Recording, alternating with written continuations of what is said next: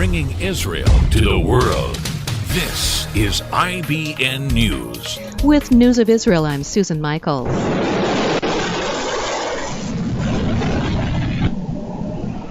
A Russian military drill set to get underway in the eastern Mediterranean Sea area will reportedly affect certain aviation routes, including Ben Gurion Airport, Stadov Airport, and the Tel Aviv area. The Russian army will conduct naval and maritime maneuvers with dozens of warships and aircraft taking part. According to Moscow, the exercise is meant to improve naval communication. But there are critics who suspect Russia is attempting to establish its presence in the Middle East as Syrian President Bashar Assad gets set to reclaim the last rebel-held area in his war-ravaged country.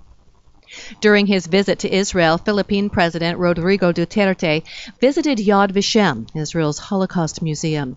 Duterte, who at one time noted the similarity of his crime-fighting policy to Hitler's mass murders and then apologized for the comparison, laid a wreath to remember the Holocaust dead. I am honored to invite Mr. Rodrigo Roa Duterte to lay the wreath on the stone slab under which the ashes of Holocaust victims from the 6 extermination camps are buried.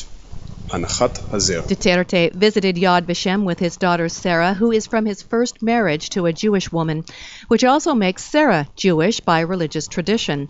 Following the ceremony, Duterte wrote in the visitor's book the words, "Never again."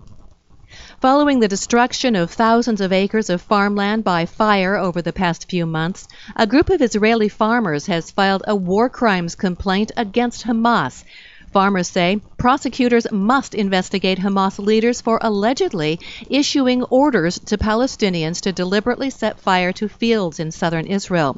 One farmer reportedly said, "What they're trying to do is to burn us, not our fields. It's a war crime and a crime against humanity." And the Hamas leader in Gaza said the weekly March of Return protests were staged to avert an internal crisis and move pressure onto the Israelis.